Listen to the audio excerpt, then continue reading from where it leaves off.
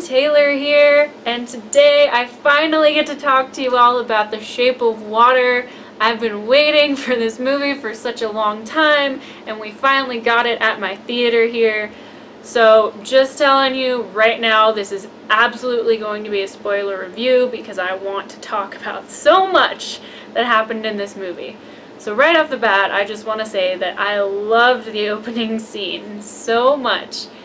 The fact that they started out with her apartment or home, like whatever you want to call it, just completely filled with water and things floating around, and Richard Jenkins' character narrating it, talking about her while she's floating there, I thought was so beautiful. It was such a good way to open the film because it pretty much frames everything just in that one shot, at least to me. So right off the bat, I thought it was amazing. Just starting it out that way was such a great choice. Then we get to meet Eliza, we get to see her, and I, for one, was not expecting the nudity in this movie. There's not a ton of it, but it's there, and it just kind of surprised me. Not in a bad way, just I was surprised by the masturbating, though. Once again, didn't bother me. I was just surprised that we saw that, but I thought it was great because women do that. Spoiler alert, they do. Not all of them, but I think it's fair to say most of them do. So that was kind of cool to see, just like casually thrown in there, like, yeah, that's just part of her day. That's what happens.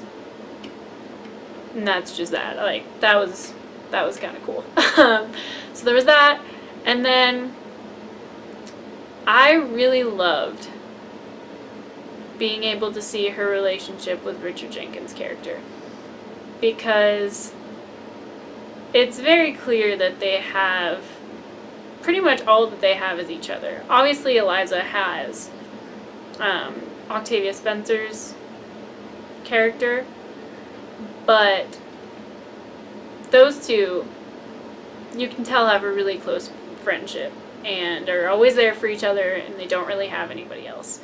So to see her kind of taking care of him and, you know, bringing him food, and then them doing their little dancing together, doing their little tapping, I thought that was adorable. I loved that aspect of the movie where we get to see, you know, them watching television shows and doing the dancing and those little, I just loved those little elements. Those are so cool. But the story overall was beautiful. It was amazing. It was told in such a, I don't even know, it was told in such a stunning way. It was, because I love the idea that she's mute, that speaking is not a way that she can express herself. And I was watching interviews with Guillermo del Toro where he was talking about the movie, and he said one of the reasons that that choice was made was because love renders you speechless. When you're actually in love and truly in love, it can render you speechless. And being able to use that through the entire movie was just, it was such a smart and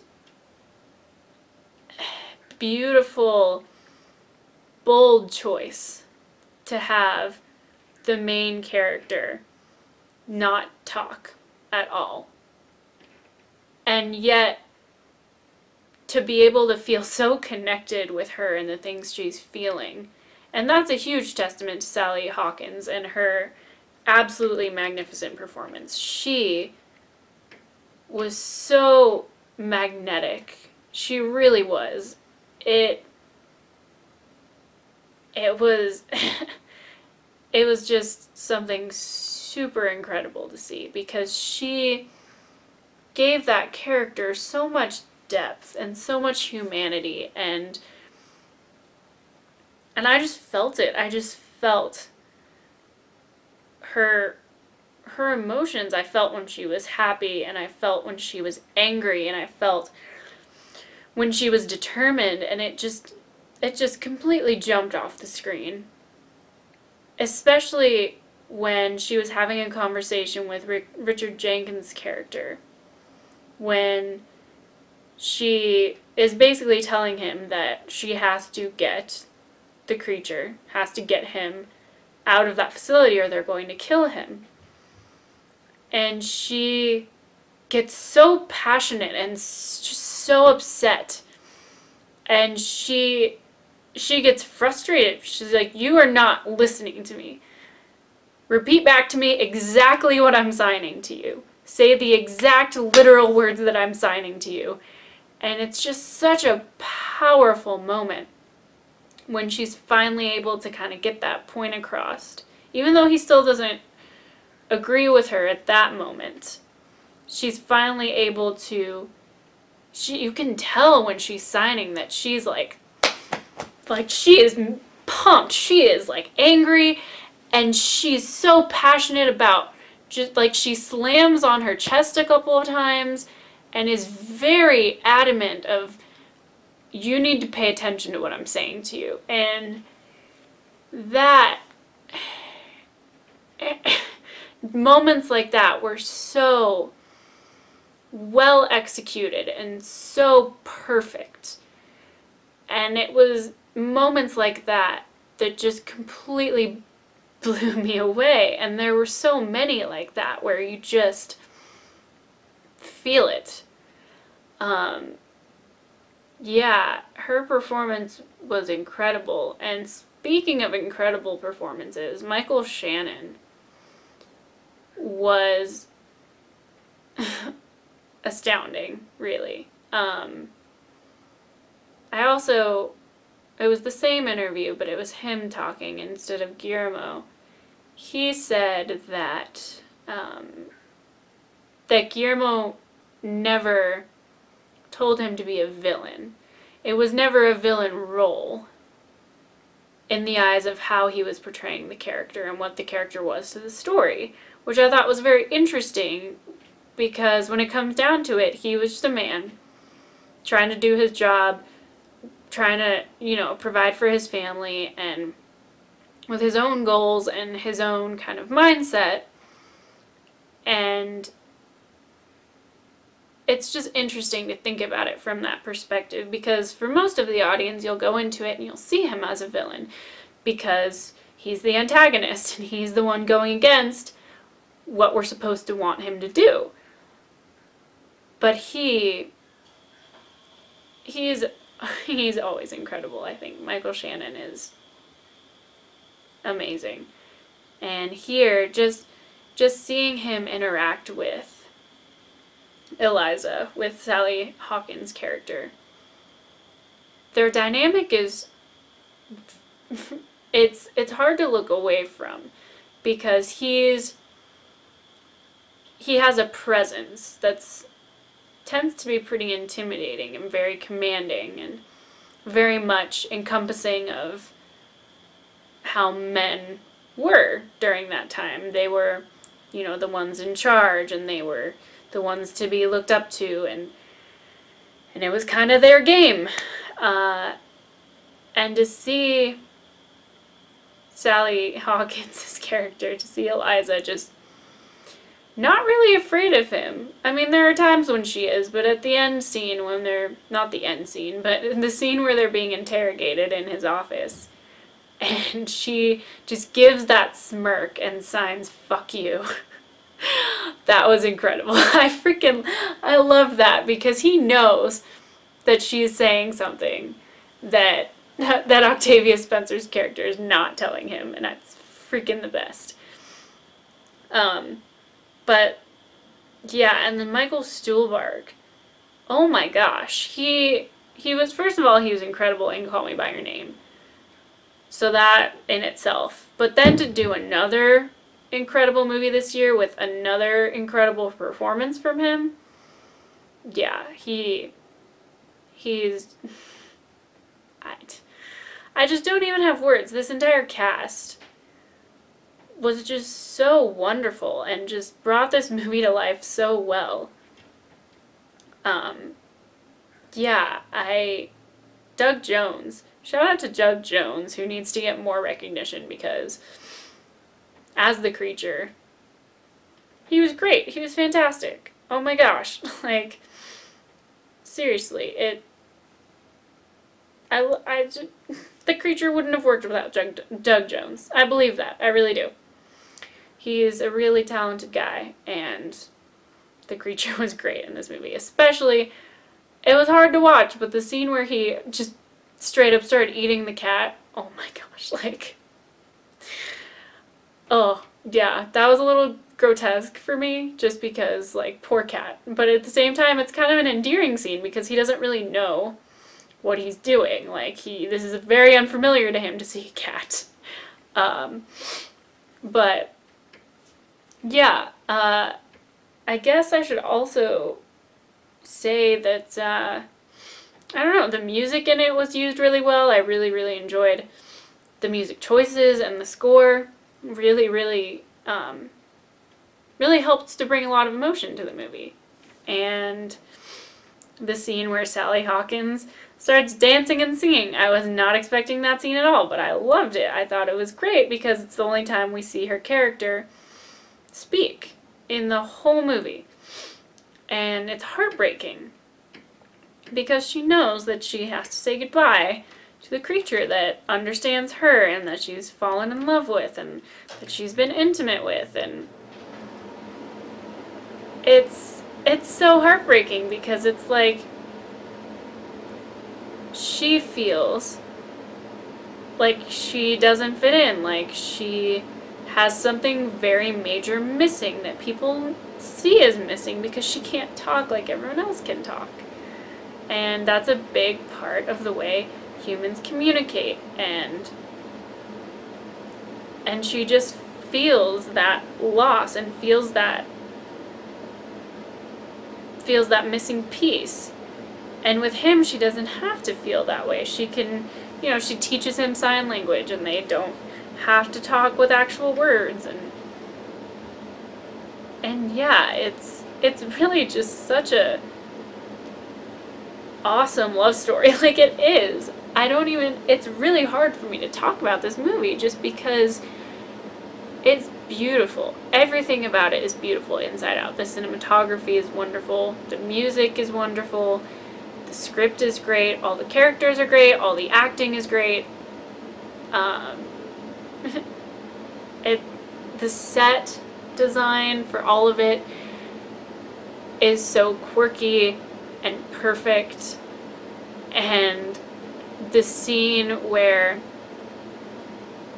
Eliza shoves towels under the door and just floods the entire bathroom because she just wants to float in a room with him where he can breathe, like,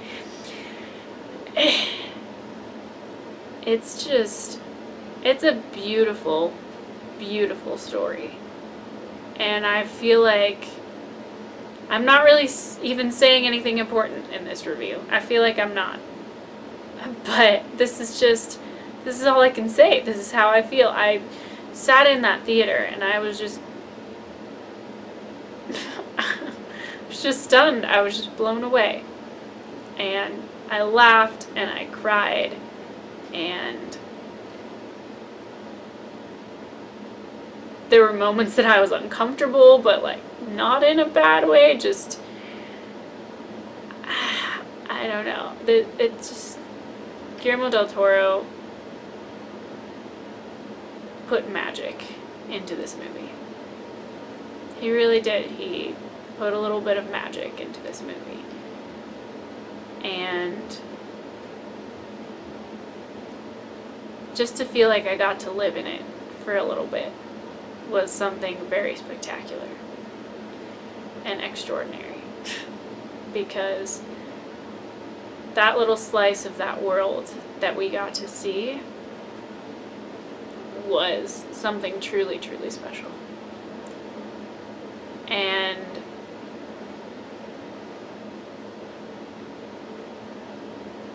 I don't know. I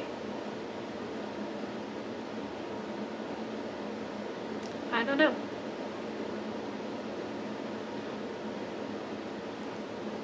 I guess it's hard for me to put into words how I feel about this movie, just because it hit very close to my heart.